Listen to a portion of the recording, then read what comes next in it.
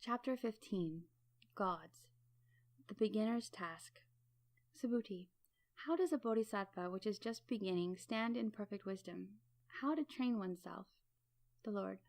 Such a bodhisattva tends to, loves, and honors good friends. Any good friends are such as instruct and admonish this bodhisattva in perfection of wisdom, and such as expound its meaning. These expound this perfection as follows. Come here, you born of good family, make endeavors in these 6 perfections. Achieve generosity, guard morality, perfect patience, and exert with vigor. Enter into concentration, or mastery of perfection in wisdom. All this turn over for no reason. Such is nature as suchness, unthinkable, intangible, full enlightenment. Do not misconstrue full enlightenment as form, or any skandhas. Intangible also is all knowledge, neither longed for nor settle in any levels, as for instance of Shravaka as disciple or Pratyeka Buddha. It is thus, Subhuti, a bodhisattva beginning gradually through these good friends enters into the perfecting of wisdom, by, through, and from her unlimited and all-permeating perfectness. How a bodhisattva helps beings. Subhuti. Doers of what is difficult are these bodhisattvas, which set out to realize fully benevolent enlightenment. Due to this practice of these 6 perfections as herein described, these do not wish to realize some private nirvana of some own being. Bodhisattvas survey these highly painful worlds of beings. These aspire to realize full enlightenment, and still these do not tremble at birth and death. The Lord. So it is. Doers of what is difficult are these bodhisattvas, which set out for the benefit and happiness of worlds, out of compassion. We are a shelter for worlds, a refuge, a place of rest, a complete relief, islands, lights, and leaders of worlds. We equanimously reveal full enlightenment and resort to these worlds. With these words, these ones make diligent efforts to realize such full enlightenment. 1. How is any bodhisattva awakened to full enlightenment and come to be the shelter of worlds? These bring to light the nature of suffering, and even by doing this so offer protection from sufferings, which belong to these deep skandhas of birth and death. Also, these struggle and make efforts to rid the worlds of any and all sufferings, whether hurt by some slight of heart, a bruised knee, or deep and severe as causing the pains of both birth and death. 2. How are these worlds refuge? These reveal as free from birth, decay, illness, death, sorrow, lamentation, pain, sadness, and despair, any beings who are doomed to undergo these by bringing understanding of the true and complete nature of these conditions to any beings who desire to know and are willing to listen. 3. How are these worlds resting place? Tathagatas demonstrate Dharma to beings so they may learn to not embrace anything whatsoever. Subhuti. How does this non-embracing come about? The Lord. Non-embracing comes about, or more accurately is realized regarding form, feeling, perception, impulse, and consciousness, and is the same as in any skandhas, dharmas, or phenomena.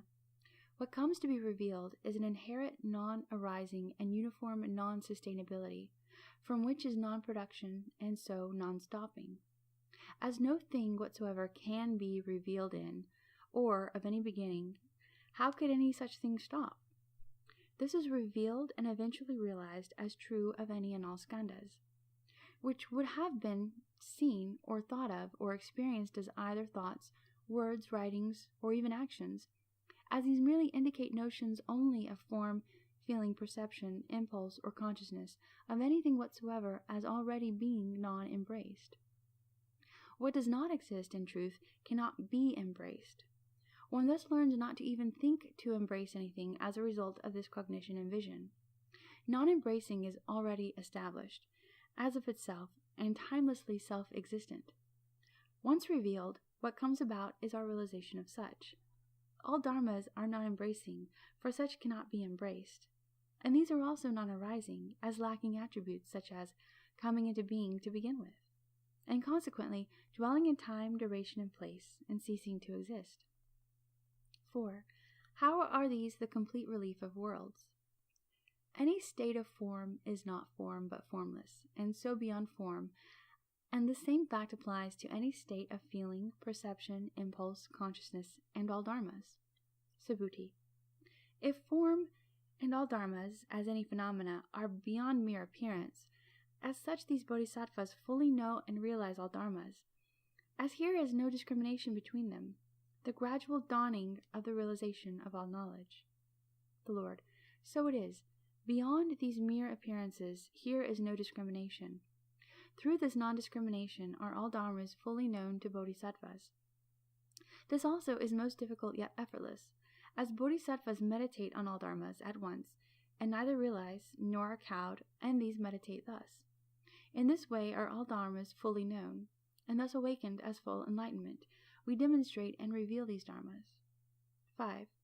How are these the islands of worlds? Islands are pieces of land limited by water, as rivers or great lakes just so form. It is only limited at its perceived beginning and end, and so are all dharmas.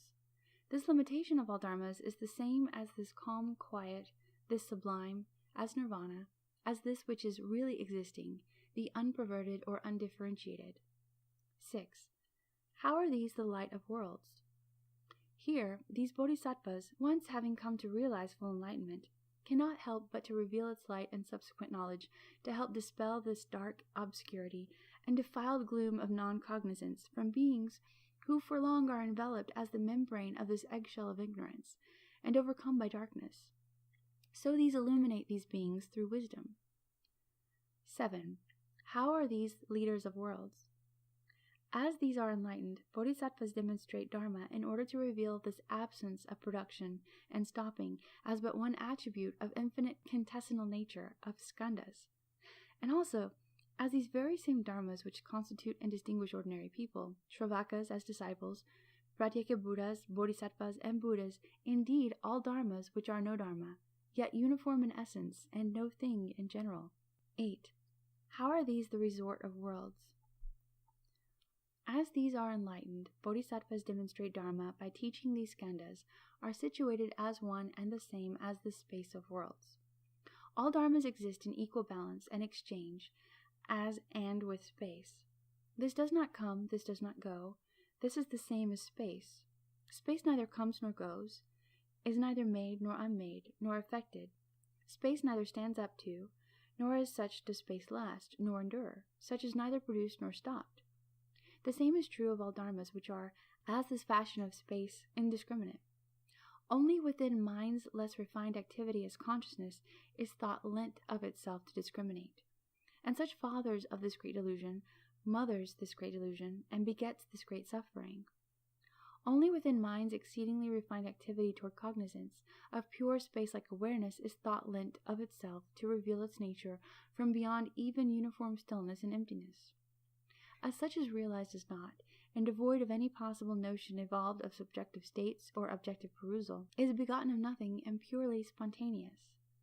To even say born of the stuff of stars does suchness no justice, yet provides a general directive. As this emptiness of skandhas neither comes nor goes, neither does this emptiness of dharmas, for dharmas are situated as emptiness, and situated as such these dharmas do not depart. These are situated as signless, wishless, ineffective, as non-production, no birth, non-arising, as absence of relativity and polarity, as dream and self, as this boundless, as this calm quiet, as nirvana, as this unrecoverable. These neither come nor go, and are situated as immobility.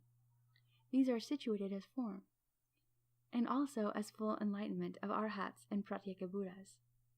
Description of perfect wisdom. Subhuti. Who can understand this perfection of wisdom? The Lord. Bodhisattvas which course under Tathagatas and which mature these wholesome roots. Subhuti. What is own being to such as these? The Lord. To these own being is isolated from any need for discipline. Subhuti. Bodhisattvas so situated as these fully know this resort. These demonstrate and show this as available to all beings? Is it in this sense these resort to all beings? The Lord. So it is, Subhuti. It is in the sense a bodhisattva, as one knowing full enlightenment, resorts to countless beings. Subhuti. A doer of what is difficult is any bodhisattva which arms oneself with this armor. To immeasurable and incalculable beings I indicate nirvana. The Lord. This armor of such a bodhisattva is, however, not connected with skandhas. nor is it put on for the sake of any form, feeling, perceptions, impulses, or consciousness. It is not connected with any level of Sravaka's disciples, or Pratyeka Buddhas, or any Buddha, nor put on for any own self-nature. Truly unconnected with any and all Dharma is this armor of any Bodhisattva which is armed with this great armor. Subhuti. 3 standpoints one does not aspire to as a Bodhisattva which is armed with this great armor and which courses thus in an unfathomable wisdom. Which 3? The level of a Shravaka or disciple, or of a Pratyeka Buddha, or of a Buddha. The Lord. For what reason do you say this? This is, of course, impossible. Here cannot be any Bodhisattva belonging to either vehicle of the Shravakas as disciples or Pratyeka Buddhas. But, since ones such as these put on this armor to benefit all beings, they truly aspire to become Buddhas. Subhuti.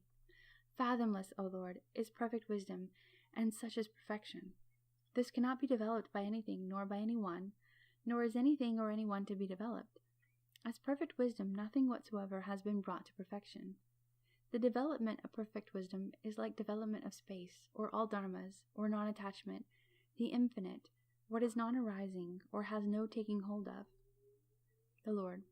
So it is as you say, any bodhisattva making adjustments toward unfathomable and perfect wisdom is regarded as irreversible unto realization. Now, as such a bodhisattva does not and cannot settle down within unfathomable and perfect wisdom, nor in the declarations or counsels of others, one does not merely go by someone else, whom one puts one's trust in. As a fathomless perfection of wisdom is taught, one is not cowed or stolid, nor does one turn one's back. One does not tremble, nor manifest fright or terror. One does not hesitate or doubt, nor get stupefied, but one is immersed in and fully saturated, is resolutely intent, and delights in being totally permeated in and by this vision and hearing. One knows in a former life already one explores perfection of wisdom. As now, as unfathomable perfect wisdom is taught as her perfection, one does not tremble, is not frightened, nor terrified. Subhuti. By what means, of what mode, does any bodhisattva which does not tremble as this unfathomable perfection of wisdom is taught apperceive perfect wisdom? The Lord. A bodhisattva apperceives perfect wisdom through a series of thoughts which are inclined toward all knowledge. Such is this process of perfection of wisdom. Subhuti. How does one apperceive such a series of thoughts? The Lord. As a series of thoughts which indicate space, are prone to space, steadily yield non-substance as space. This apperception is realized as a series of thoughts which indicate full awareness. And why? Full awareness is immeasurable and unlimited. What is immeasurable and unlimited, this is not form, nor any skandha. This is not attainment nor reunion, nor getting anywhere, not any path nor its fruit, not cognition nor consciousness, no genesis, nor destruction, nor production or passing away, or stopping, neither development nor annihilation. Such is not made by anything, nor does this come from anywhere. Such does not go to anywhere, and such does not stand in any place or spot. On the contrary, such can merely be indicated as immeasurable, unlimited. As immeasurable infinite space is immeasurable full, or infinite awareness. This immeasurableness, as such, does not, nay, cannot lend itself to being fully known by anything, be it form, or any skandha, or any of these 6 perfections. Form is all knowledge, and so are the skandhas, and even these 6 perfections. Here now Shakra approached, and said, Unfathomable, O Lord, is perfect wisdom. It is impossible to fully fathom, impossible to fully see, impossible to fully cognize or understand. This thought of Tathagatas which considers this depth of Dharma, and who, seated on this terrace of enlightenment, has just realized full enlightenment, is inclined to carefree non-action, and not to demonstration of Dharma. The Lord. So it is. Deep certainly is this Dharma I fully know. Nothing has been, or will be, or is fully known, and such is this unfathomable depth of this Dharma. This Dharma, which I fully know, is unfathomable as the depths of space, beyond the depth of space, beyond the depth of the self, the depth not coming of all Dharmas, and of their not going. Shakra. It is wonderful, O Lord, it is astonishing, O well gone, as contrary to the ways of the whole world is this Dharma demonstrated. It teaches one not to seize upon Dharmas, yet this world is wont to grasp at anything,